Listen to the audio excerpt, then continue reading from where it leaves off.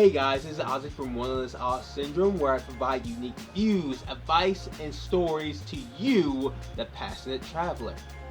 What if you were given 10 million US dollars, but could only spend it if you move permanently to a country with the first letter of your first name?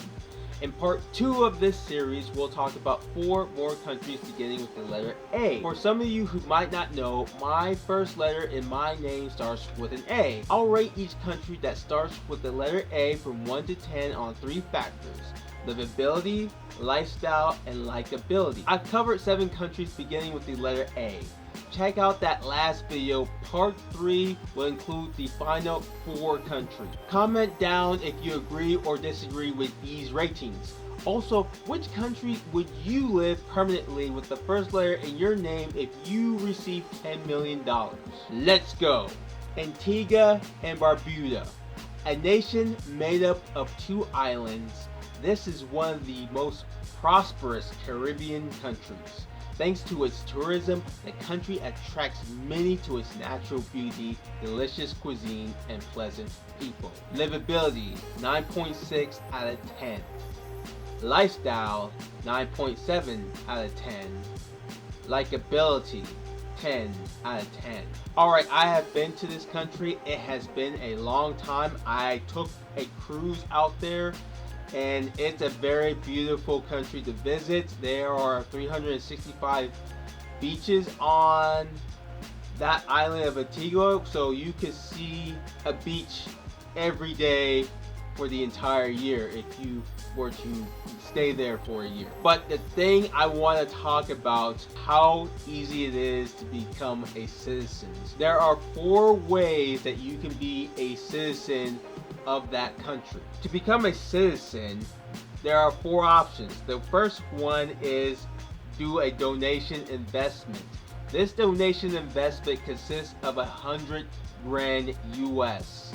Once you invest that, it goes for up to 4 people, including the person who applied for it. So if you have a family of 4, you guys can become citizens of Antigua and Barbuda just by paying 100 grand. Another way is investing $400,000 in real estate out there. Now you have to have the property for more than 5 years, or 5 years or more, so it can count for you to become a citizen. The third way is invest $1.5 million and open up a business out there. The last and final thing to become a citizen, the last option that is to donate $150,000 to the University of the West Indies Fund. The interesting thing about this is that's it. That's all you gotta do. If you have the money, which in this case I would have because I got 10 million, I can do those 4 items. After that, there are no languages tests, there's no any history tests. It's just once you put that money in, you are pretty much a citizen out there, which I think is very awesome. And it's one of a kind. Now that I've researched this, I kind of want to be a citizen of that country because of how easy it is. Yes, you have to have the money for it, and yes, it's a lot of money, but if that's all it takes to become a citizen and be able to enjoy such beautiful, splendid island beauty, it's worth it in my opinion. Also, what you get when you invest that kind of money is you get a lifetime citizenship for applicant and family with one-time investment. And here's the really awesome part I think a bunch of you will like about moving to this country. There is no wealth, inheritance, or personal income taxes. No interviews, no business experiences, or language tests of any sort. And there's no requirement to live in Antigua and Barbuda before or after getting citizenship. I think those factors makes it super easy to move out there. Just the fact that you don't have to even be there. You don't have to live there. You could get your citizenship in a different country, and that is very awesome to know. If there are some pros to a country, there are going to be some cons with this country, and this country is no exception. One of the first cons that I see with this country is island time.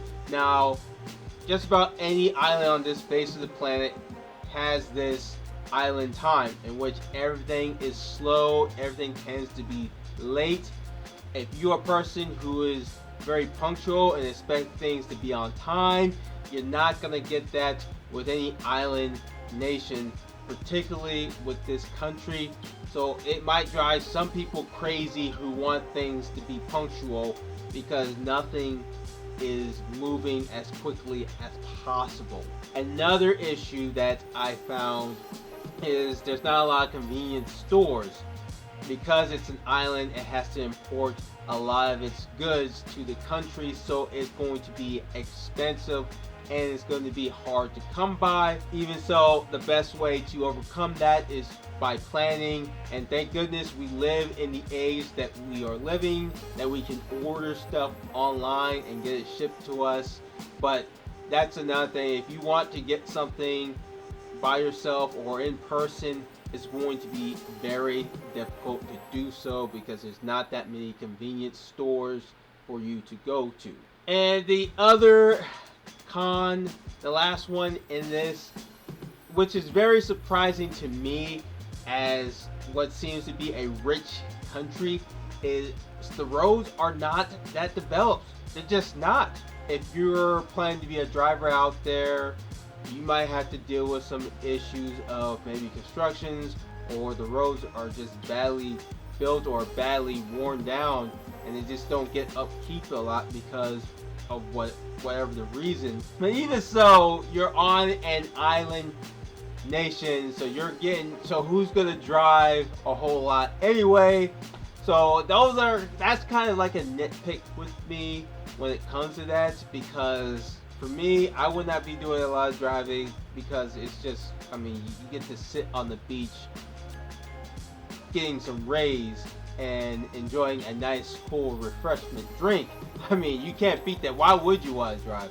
But those are the pros and cons, and those are the reasons why I rated this country as such. Argentina.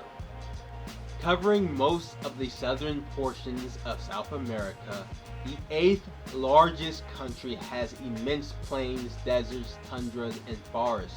It's no wonder why many value this country, as its name comes from the Latin word argentum, or silver. Livability, 7.2 out of 10.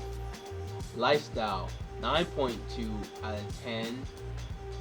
Likability, 9.6 out of 10. Argentina is a country that I've always wanted to visit. It is a fascinating country with a variety of nature, as I mentioned before. Food is good from what I hear, so we're going to break down the pros and cons of Argentina. Alright, let's go over the pros. The first thing is that it is a big and beautiful country. As I mentioned before, you have a lot of beautiful scenery to see, and it's such a big country that you won't be able to see it all in such a short amount of time. In fact, it takes for many people to see almost everything over years. It takes them years. I mean, it's such a big country. Another pro is Argentines. They're very prideful people, and for good reason, because they tend to have really awesome wine, beef. Heck, they got some famous people such as the Pope, who sits in the Vatican right now, on top of the best, or depending on who you ask, the best soccer player in the world, or football in this case, pardon my language, who is Lionel Messi. If you don't know who Lionel Messi, check him up. He is very good at his craft, at bouncing the football, and be able to do his magic. Another thing is the low cost of living. It is very affordable. The US dollar will go very far in Argentina, and that is a very good thing if you're trying to conserve your money and trying to make a good living space. Things out in Argentina are cheap, so you can find a good steakhouse out there and be able to dine for almost every night of the year from what I have researched. The weather is similar to my home country, the US. They got 4 seasons, so it does change. The only difference is that it does not snow a whole lot. Now, depending on where you live in the US, if you are an American viewer, that could be a good thing or a bad thing. For me, it would be a great thing because I live in the South and it does not snow that often, and I'm not big on the cold weather. If I could avoid dealing with snow, I much prefer that. So it's good to know that in Argentina, even though they have 4 seasons, that there's not a whole lot of snow that occurs unless you go way south into the country. Another pro is rich history and culture.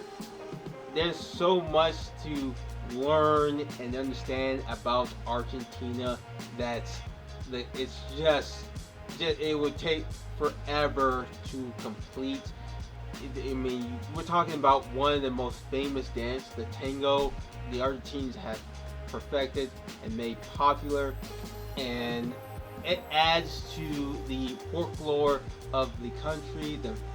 And it is the reason why it attracts so many people, because people want to see this wonderful style of dance. On top of that, there are so much to see and learn in this country that it is just crazy how much history and how much culture is in this country. We're going to go over the cons of moving and living in Argentina.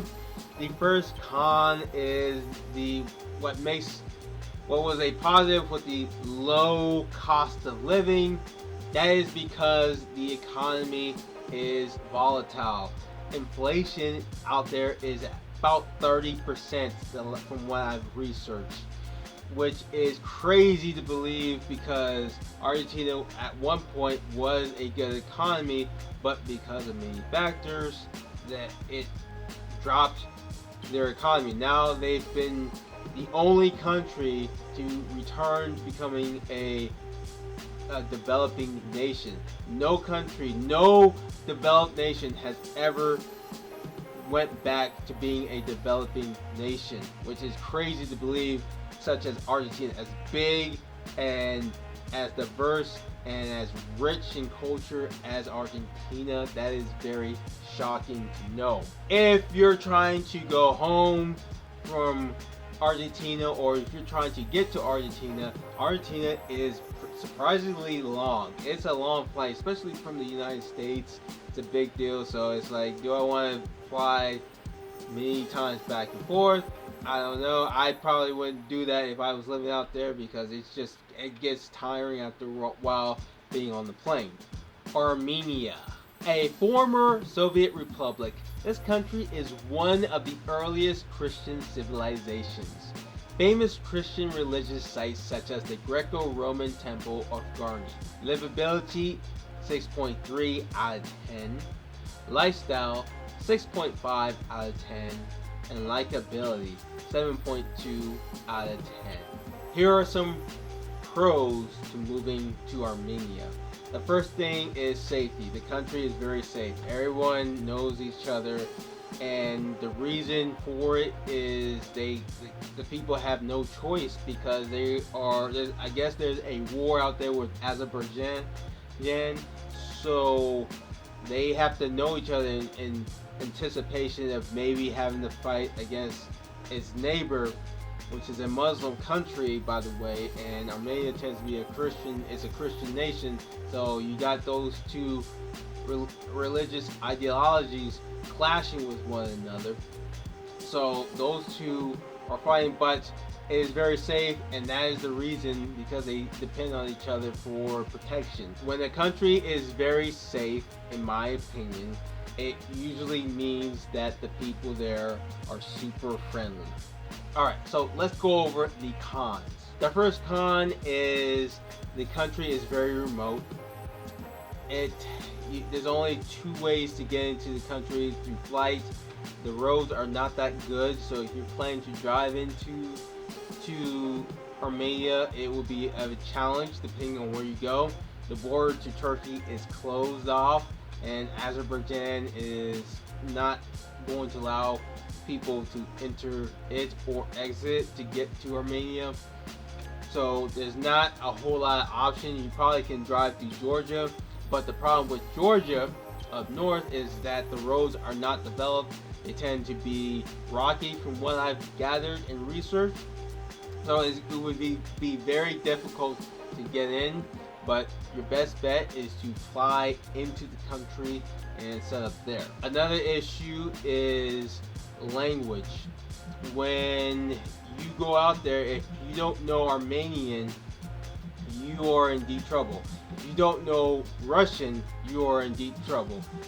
English is not spoken out there a whole lot, so it would be very challenging to speak to anyone. From what I've heard other travelers who've been out there, if you don't know those 2 languages, Armenian and Russian, people tend to leave you alone and they look at you weird because they don't know English, they don't know what you're saying. So I would have to learn either Armenian or at the very least Russian to be able to talk to people to get stuff done. It would be very challenging because Armenian is one of the most difficult languages to learn. It's not spoken a whole lot, and there's a word for every phrase, everything in the Armenian language. So it would take a lot of time for me to understand the language.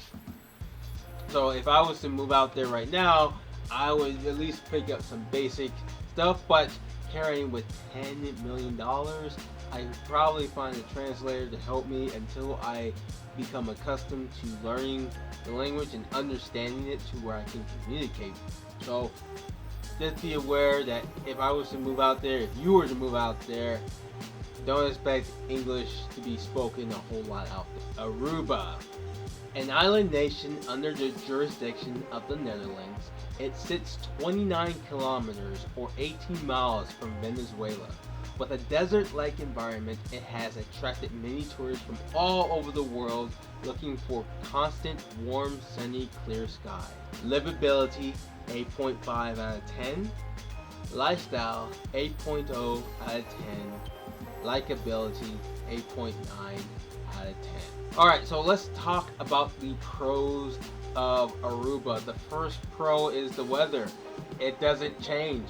If you love the desert-like climate where it's just sunny on a constant basis, that's an awesome place to go for you. But if you want a little change, or if you miss the snow, this is not the place for you because it stays constant. The weather does not change a whole lot. It does not get a whole lot of hurricanes, unlike the other Caribbean islands, which tends to face a lot of the hurricanes' path. So this country is tucked away, far away from hurricanes from coming through and destroying the island. Another pro, the people are friendly. People out there, they're living a great life, seeing the ocean, seeing the sunset ocean every day. So of course, people are going to be friendly out there and very respectful. Hi, my name is Ozzie and you're on my channel, Wanderlust Awe Syndrome. If you like this video, hit like, subscribe, and share this video, and come along with my journey as I explore the world and sharing unique views, advice, and stories.